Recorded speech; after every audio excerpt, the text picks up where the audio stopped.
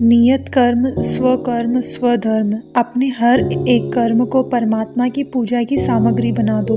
भगवान गीता में कहते हैं कि आपको परम सिद्धि ससिद्धि प्राप्त करनी हो तो दूसरे किसी भी साधन की या सामग्री की आवश्यकता नहीं है।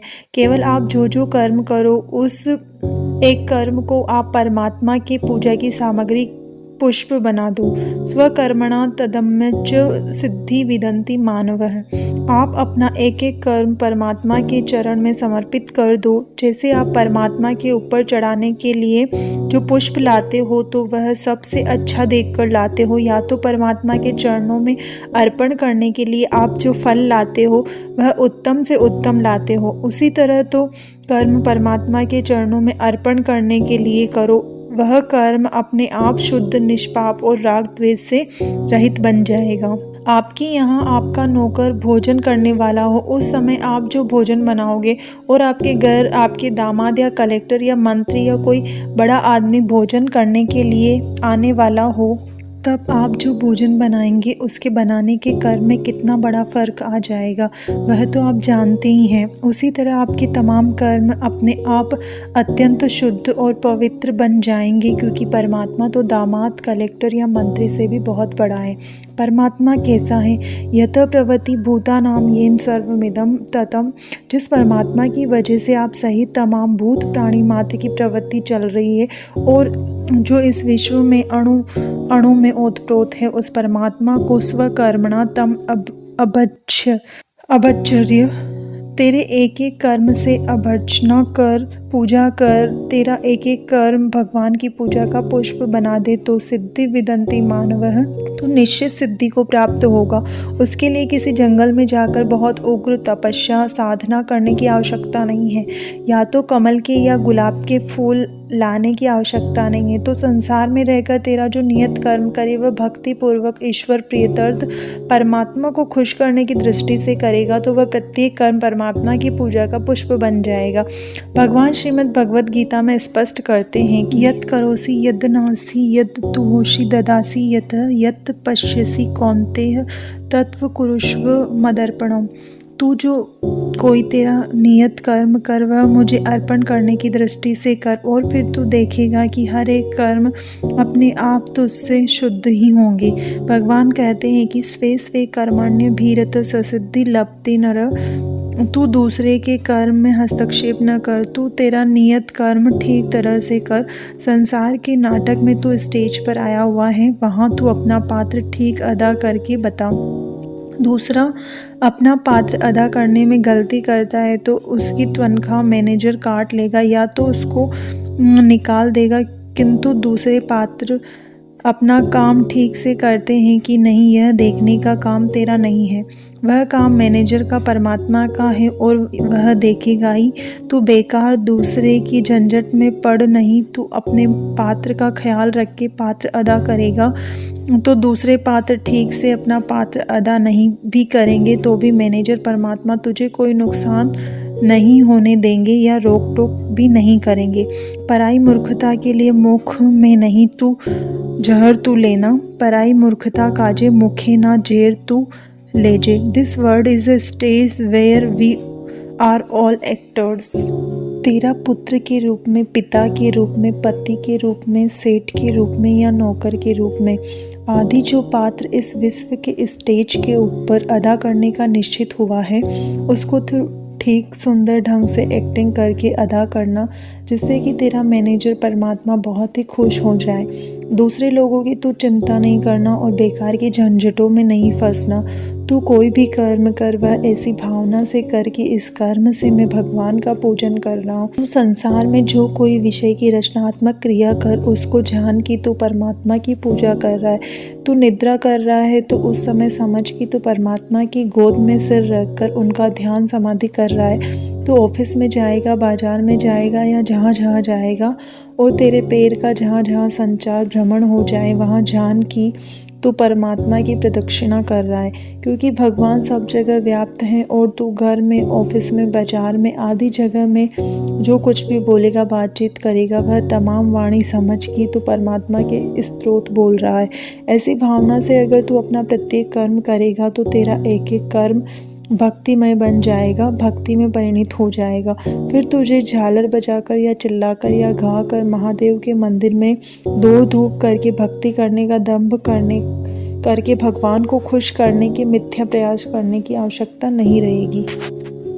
तेरे नियत कर्म से ही तू भगवान की अभ्यर्चना पूजा करने के लिए फूल, हार, चावल, हलवा, प्रसाद आदि सामग्री नहीं होगी तो चलेगा। तेरा एक एक कर्म ही अभ्यर्चना पूजा की सामग्री है। अभ्यर्चना पूजा की भावना के बिना कर्म की कोई कीमत नहीं है।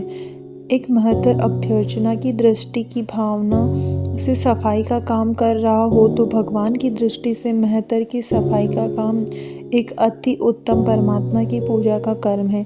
जबकि ब्राह्मण पुजारी की अभ्यर्चना की भावना के बिना शिवलिंग की पूजा एक बेकार का कष्ट है।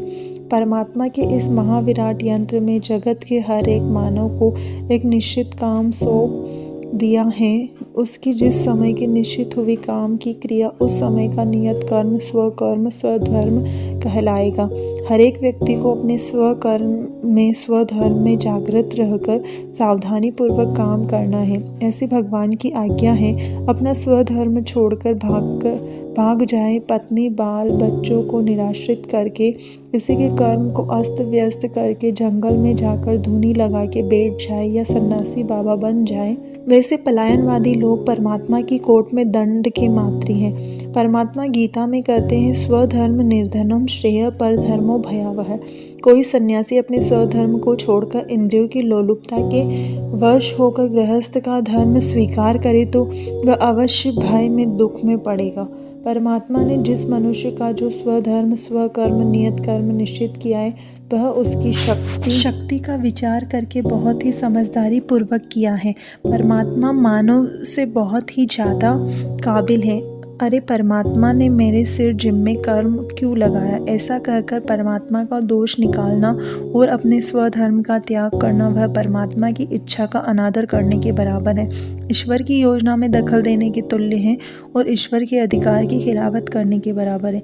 जगत सृष्टि के इतने बड़े कारखाने में आप तो केवल एक स्पेयर पार्ट हैं और परमात्मा ने इस जगत के बड़े भारी यंत्र में आपको समझ बूझ के जहाँ लगाया है वहीं स्थिर रहकर आपको जगत के मालिक का यह बड़ा यंत्र चलाने में अपने हिस्से में आए हुए आपके नियत कर्म स्वधर्म निष्ठापूर्वक परमात्मा प्रीत्यर्थ ईमानदारी पूर्वक उनकी आज्ञा में रहकर ठीक ढंग से करना है। उसमें आपको अपनी झूठी मातापच्ची करने की आवश्यकता नहीं है। मैं LLB पास करके वकील हुआ, उससे तो MBS होकर डॉक्टर होता तो मैं 10 गुना धन प्राप्त करता। ऐसे पागलपन की बात कहकर आज जब 50 वर्ष की उम्र में वकालत स्वधर्म छोड़कर आप अस्पताल खोलकर बैठ जाओ तो कि लोगों की मृत्यु के निमित्त बन जाएंगे, क्योंकि पर धर्मो भयावह है।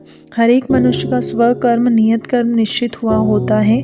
बालक को उत्पन्न होते ही अपना स्वकर्म स्वधर्म का ज्ञान हो जाता है। वह भूखा होता है तब कहाँ से दूध पीना, किस तरह दूध चूसना सकें, वह सब बालक जानता है, क्योंकि उसके पीछे परमात्मा की अलौकिक प्रेरणा का बल होता है। माता तो केवल अपना स्तन बालक के मुंह में रख देती है, किंतु दूध चूसने का स्वधर्म नवजात बालक भी परमात्मा की प्रेरणा से जान जाता है। उस तरह वह अपना नियत कर्म स्वभाववश होकर करता है। उसमें माता को सिखाने की आवश्यकता नहीं होती। घोड़े को प्यास लगी हो तब किस तरह पानी पीना वह अपना स्वकर्म स्वधर्म जानता है, और अगर उसको प्यास न लगी हो तो आप उसको ज़बरदस्ती पानी नहीं पिला सकते। You can take the horse to a stream but you can not make him drink. उसी तरह बाल्यावस्था में पढ़ना वह मानव का स्वकर्म नियत कर्म स्वधर्म है। गृहस्थाश्रम में नौकरी धंधा व्यापार करके न्याय नीति से द्रव्य उपार्जन करना, स्त्री पुत्रादिक का पालन पोषण करना और समाज के अन्य आश्रम वासियों की सेवा करना वह उसका नियत कर्म है। इस तरह वानप्रस्थ और संन्यास के स्वकर्म स्वधर्म नियत कर्म निश्चित हुए हैं और उन्होंने उन स्वकर्म स्वधर्म निष्ठापूर्वक ईश्वर प्रीत्यर्थ करना है। ब्राह्मण क्षत्रिय वैश्य शुद्ध के स्वधर्म शास्त्र में नियत हुए हैं। माता पिता पुत्र पति पत्नी हर एक को अपनी अपनी मर्यादा में रहकर स्वकर्म स्वधर्म करना है। दूसरों के स्वकर्म स्वधर्म नियत कर्म में विक्षेप नहीं करना है और अपने स्वधर्म को नहीं बदलना है। सर्दी के दिनों में गर्म कपड़े पहनना वह स्वधर्म है। गर्मी में ठंडक रहे ऐसा आहार करना, ठंडक रहे ऐसे कपड़े पहनना वह स्वधर्म है। चातुर्मास में वर्षा के कारण छाता का उपयोग करना स्वधर्म है। सुबह में दंत मंजन करना, शौच क्रिया करना, दोपहर को नौकरी धंधा व्यापार आदि नियत कर्म करना, रात्रि को भगवत स्मरण आदि करना। इसी तरह हर एक मौसम में, समय में, काल में, अवस्था में स्वधर्म बदलता जाएगा। उसी तरह देश काल परिस्थिति का ख्याल हर एक प्रत्येक व्यक्ति को अपना स्वधर्म स्वकर्म नियत धर्म अवश्य करना चाहिए।